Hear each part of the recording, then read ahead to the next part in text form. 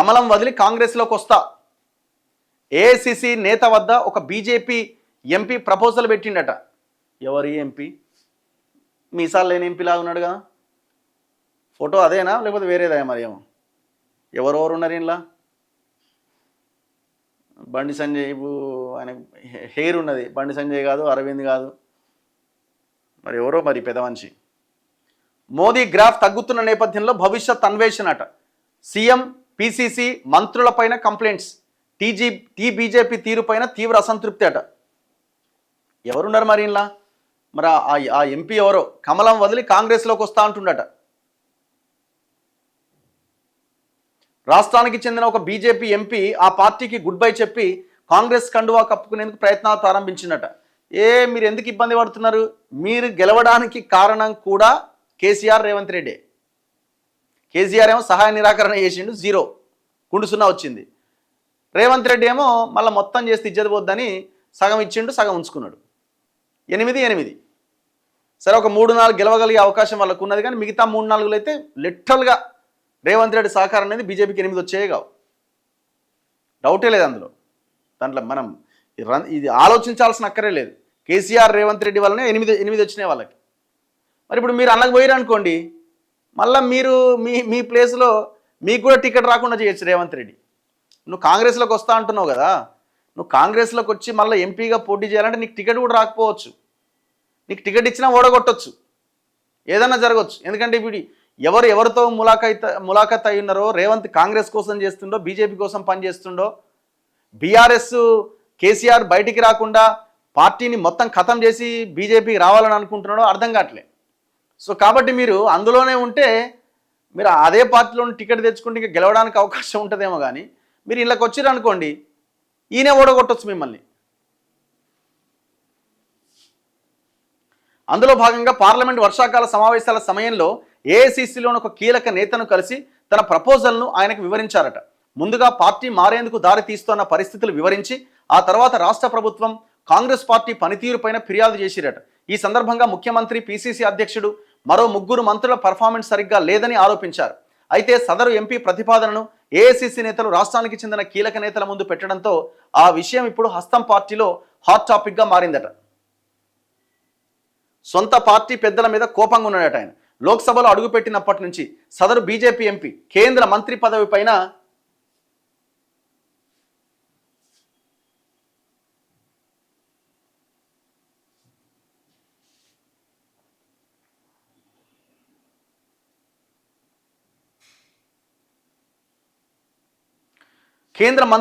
కన్నేసిండట.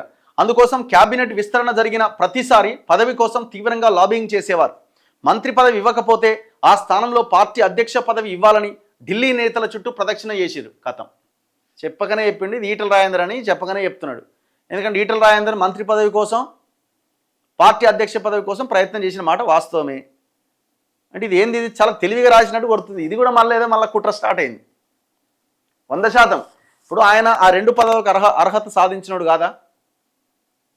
2 మంత్రి పదవికి అర్హత ఉన్నోడే. ఎందుకంటే ఆయన స్టేట్లో మంత్రిగా పనిచేసిండు, సుదీర్ఘకాలం రాజకీయాల్లో ఉన్నాడు, తెలివి ఉన్నది, చదువు ఉన్నది, అన్నీ ఉన్నాయి. ఇంకా కొంతమందికి చదువు లేదు, అది లేదు, ఏమీ లేవు అనుకోండి, పక్కన పెట్టండి. పార్టీ అధ్యక్ష పదవికి అర్హుడు కాదా? ఇప్పుడు ఆయనే కనుక ఆయన్ని కేసీఆర్ బర్తరఫ్ చేసినప్పుడు పార్టీ పెట్టుంటే ఇవాళ ఈ సిచ్యువేషనే ఉండేది కాదు. వాళ్ళ చుట్టూ వీళ్ళ చుట్టూ తిరగాల్సిన పరిస్థితే ఉండేది కాదు. ఈ రాష్ట్రానికి ఒక ఆల్టర్నేట్ అవుతుండే.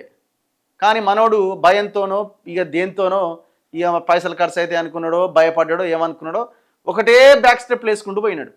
ఇప్పటికీ అవకాశం ఉంది, ఆయన కూడా చేస్తలేడు. అదే బీజేపీతోనే ఎలాడుతూ కూర్చున్నాడు. ఇప్పుడు ఈ లైన్ చూసిన తర్వాత నాకు అర్థమైపోయింది ఎవరి గురించి రాసిరు ఈ వార్త అని. ఎందుకో ఈ పేపర్ వాళ్ళు ఎక్కువ ఈటలని టార్గెట్ చేస్తూనే వార్తలు వస్తున్నాయి. మరి నిన్న మొన్న లంచ్ మీటింగ్లని అదని ఇదని గట్టిగానే జరిగింది కదా, మళ్ళీ ఏమైంది సడన్గా? మళ్ళీ బీజేపీలో చిచ్చు స్టార్ట్ అయింది.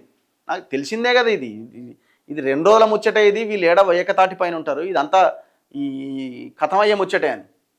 ఈ లైన్ చూస్తే నాకు అర్థమైపోయింది. మంత్రి పదవి ఇవ్వకపోతే ఆ స్థానంలో పార్టీ అధ్యక్ష పదవి ఇవ్వాలని ఢిల్లీ నేతల చుట్టూ ప్రదక్షిణ చేసిండు అని రాసిరు. కానీ సామాజిక సమీకరణాల కారణంగా ఆయనకు అటు మంత్రి పదవి, ఇటు పార్టీ చీఫ్ పదవి దక్కే అవకాశం లేదు. ఎవరు చెప్పిరు ఈయనకి లేదని? ఈ పేపర్ ఆయనే డిసైడ్ చేసిండు లేదని. అంటే ఇది ఎవరో రాయించినట్టు కనబడుతున్నది. ఈ నేపథ్యంలో ఆ పార్టీలో కొనసాగడం మంచిది కాదనే నిర్ణయానికి వచ్చిన సదరు ఎంపీ వర్షాకాల పార్లమెంట్ సమావేశాల సమయంలో ఏఐసీసీలోని ఒక కీలక నేతను కలిసిందట. తాను పార్టీ మారాలనే నిర్ణయం వెనుక ఉన్న కారణాలు సదరు నేతకు వివరించారు. ఇప్పటికే మోదీ గ్రాఫ్ రోజు రోజుకి తగ్గిపోతున్నది. ఈ మధ్య జంతర్ మంతర్ వద్ద జరిగిన కాక్రోచ్ జనతా పార్టీ ఆందోళనే అందుకు నిదర్శనం. ఇలాంటి పరిస్థితుల్లో ఆ పార్టీ మళ్ళీ అధికారంలోకి రాలేదు, అందుకని ఆ పార్టీలో నేను ఉండలేను, పైగా రాష్ట్రంలో బీజేపీ పర్ఫార్మెన్స్ సైతం సరిగ్గా లేదు అని సదరు నేతకు వివరించి తనను కాంగ్రెస్లో చేర్చుకోవాలని మనసులోని మాటను ఆయనకు వివరించినట్టు తెలిసింది. ఒకవేళ కనుక ఇది ఈటల రాజేందర్ గురించే రాసుంటే ఆయన కాంగ్రెస్లోకి వెళ్ళాలన్న ఆలోచన అయితే చేస్తలేడు. ఒకవేళ ఆయన పెట్టాలి అనుకుంటే పార్టీ పెట్టాలనే ఆలోచనతోనే ఉంటాడేమో తప్ప నేను అనుకోవడం ఆయన కాంగ్రెస్లో పోతానైతే నేను అనుకోను. ఎందుకంటే ఈడ కాంగ్రెస్ ఏమైనా గొప్పగా ఉందా? రాష్ట్రంలో కాంగ్రెస్ ఏమైనా గొప్పగా ఉందా? తెలుగునాడు అయితే వడబోడు. సో కాబట్టి ఆయన రీసెంట్ డేస్లో వీళ్ళు మంత్రి పదవి ఇస్తలేరు, అధ్యక్ష పదవి లేదు, అసలు ఇంపార్టెన్సే లేకుండా పోయిందని కొంతమంది బీసీ సంఘాలతో కూడా కలిసి కూర్చొని మాట్లాడిండు. మళ్ళీ దాని తర్వాత ఢిల్లీలో మీటింగ్లు లంచ్లు బించులు పెట్టంగానే లేదు లేదు లేదు ఏదో జరుగుతుంది ఏదో మళ్ళీ బ్యాక్ స్టెప్ వేసిండు. ఇది కావాలని వండి వార్చిన వార్తలాగానే నాకు కనబడుతున్నది. రాష్ట్ర ప్రభుత్వ పనితీరు సరిగ్గా లేదని ఏఐసీసీ నేతకు ఆ ఎంపీ ఫిర్యాదు చేసిందట. ప్రధానంగా రేవంత్ రెడ్డి, మహేష్ గౌడ్ వ్యవహార శైలి సరిగ్గా లేదని ఈ సందర్భంగా విమర్శించినట్టు తెలిసింది. బండి భగీరథ పైన నమోదైన పోక్సో కేసు విషయంలో కాంగ్రెస్ పార్టీ రాజకీయంగా సరిగ్గా ఉపయోగించుకోలేకపోయిందని ఆరోపించినట్టు సమాచారం. ఆ సమయంలో పార్టీ నేతలు మరింత దూకుడుగా వ్యవహరించి ఉంటే రాష్ట్రంలో బీజేపీకి మరింత డ్యామేజ్ జరిగి ఉండేదని వివరించినట్టు సమాచారం. ఈ విషయంలో ప్రభుత్వం పరోక్షంగా బండికి సహకరించిందని విమర్శలు చేసినట్టు తెలిసింది. ఇప్పుడు ఆయన ఉన్నది బీజేపీలోని మీరే చెప్తున్నారు, బీజేపీ ఎంపీ అని మీరే అంటున్నారు. కాంగ్రెస్లో జరిగిన పరిణామాల మీద ఆయన విమర్శించడం ఏంది? అసలు ఇంత ఘోరంగా వార్తలు ఎట్లా రాస్తారండి? అసలు ఇదేం జర్నలిజం? అసలు ఒక వ్యక్తిని డ్యామేజ్ చేయడానికి రకరకాలుగా ఈ వార్త చూడగానే ఫలానా వ్యక్తి అని ఒక లైన్ వచ్చేలాగా, అంటే ప్రజల మైండ్ సెట్లో ఇది ఈటల రాజేందర్ గురించే రాస్తుందని చెప్పేలాగా రాసుకుంటూ వచ్చి ఇక్కడ కాంగ్రెస్లో వాళ్ళు కూడా ఆయన ఈసడించుకునేలాగా కాంగ్రెస్ వాళ్ళు బండి సంజయ్కి సహకరించరు అని ఇందులో ఒక లైన్ పెట్టి అటు బీజేపీ వాళ్ళు తిట్టుకునేలాగా, అందులో ఆయనకి ఏ పదవి రాకుండా చేసేలాగా, ఇక్కడ కాంగ్రెస్ వాళ్ళు కూడా ఆయన తిట్టుకునేలాగా ఎంత డ్యామేజ్ వార్త రాసిరో చూడండి. ఎంత సార్ దీని రేట్ ఎంత? ఒక క్రెడిబిలిటీ ఉండే ఈ పేపర్కి కనీసం ఈ వార్త ఏంది అసలు? ఇది ఈ లైన్ కనబడుతుంది చాలా క్లియర్గా. రాష్ట్ర ప్రభుత్వ పనితీరు సరిగ్గా లేదని ఏఐసీసీ నేత కట ఆ ఎంపీ కంప్లైంట్ చేసిందట. ఆయన కంప్లైంట్ చేయడం ఏందండి? బీజేపీ ఎంపీ పోయి ఏఐసీసీ నేత కంప్లైంట్ చేయడం ఏంది? ఏ పార్టీలో ఉన్నాడో ఆ పార్టీ నాయకులకు కంప్లైంట్ చేస్తారు. వేరే పార్టీలో ఉన్నోళ్ళకి పోయి కంప్లైంట్ చేస్తారా? కంప్లైంట్ అంటే ఏంటి? కంప్లైంట్ మీనింగ్ ఏంటి మీ భాషలో? ఏ పార్టీలో ఉన్నాడో ఆ పార్టీలో ఉన్న ఆ సుప్రీం లీడర్ కంప్లైంట్ చేస్తారు. బీజేపీ లీడర్ పోయి కాంగ్రెస్ లీడర్లకు కంప్లైంట్ చేస్తారా? మీరు సరిగ్గా పనిచేస్తలేరని? ఇది ఎక్కడదండి అసలు? ఇదేం జర్నలిజం?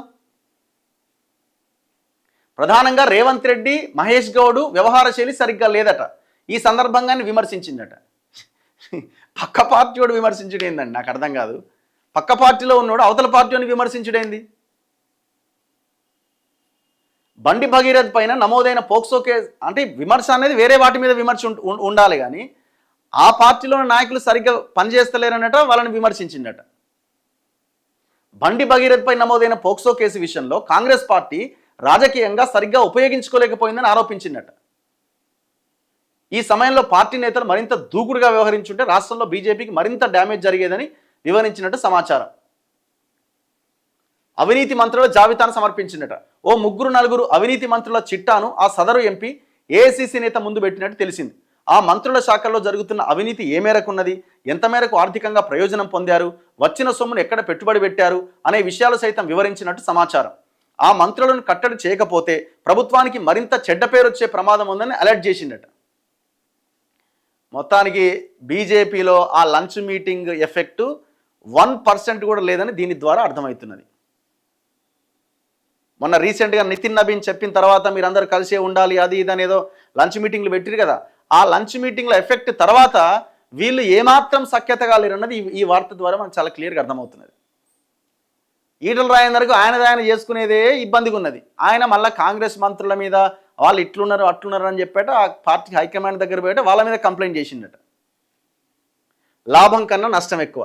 కాంగ్రెస్ తీర్థం పుచ్చుకునేందుకు సిద్ధమైన బీజేపీ ఎంపీ ప్రపోజల్ను ఏఐసీసీ నేత రాష్ట్రంలోని కీలక నేతలకు వివరించిండట. వీళ్ళకొచ్చి చెప్పింది దిశ పేపర్ వాళ్ళకి. ఆయన పార్టీలో చేరితే వచ్చే లాభ నష్టాలు ఆరా తీశారట. అయితే ఇదే విషయాన్ని రాష్ట్రానికి చెందిన కీలక నేతలు ఇతర నేతల వద్ద ప్రస్తావిస్తే మెజారిటీ మంది సదరు బీజేపీ ఎంపీ జాయినింగ్ పైన అభ్యంతరాలు వ్యక్తం చేసిరట. ఆయన వల్ల పార్టీకి లాభం కంటే నష్టం ఎక్కువ. ఆ టిపికల్ లీడర్ వల్ల ఆ జిల్లాలో కాంగ్రెస్ లీడర్లు ఇబ్బందుల్లో పడతారు. ఇన్నాళ్ళు పార్టీని ఇబ్బంది పెట్టిన వ్యక్తిని చేర్చుకోవద్దు అంటూ తమ అభిప్రాయాలు వివరించినట్టు సమాచారం అట. ఈయన డిసైడ్ చేసిండు ఇక ఆయన బీజేపీలో ఉంటలేడు, కాంగ్రెస్లోకి పోదామంటే వాళ్ళు కూడా వద్దంటున్నారు అని ఈ పేపర్ ఆయన డిసైడ్ చేసిండు. రాజకీయాల్లో ఇట్లుంటుంది, చాలా తెలివిగా కొడతారనమాట. ఈ వార్తల వల్ల ఎవరికి లాభం అవుతుంది? మీరు ఎవరి మీద అయితే వార్తలు రాయాలనుకుంటున్నారో వాళ్ళకి లాభం జరుగుతుంది, ఎవరైతే ఈ వార్త రాయించారో వాళ్ళకే డ్యామేజ్ జరుగుతుంది. చూసే వాళ్ళకి అర్థమవుతుంది కదా, అంత గుడ్డిగా లేరు కదా జనం. ఇవాళ రాజకీయాల గురించి పేపర్లు చెప్తానో ఇంకెవరో చెప్తానో లీడర్లు వచ్చి చెప్తానో ప్రజలు అర్థం చేసుకునే సిచ్యువేషన్లో లేరు. పాలిటిక్స్ని వంట పట్టించుకున్నారు జనం, అర్థం చేసుకోగలుగుతారు. అంత గొప్ప తెలివి ఉన్నది జనాలకి, అంత ఈజీ కాదు మీరు ఇట్లా వార్తలు రాయించి వాళ్ళ మీద వీళ్ళ మీద ఇది చేస్తే.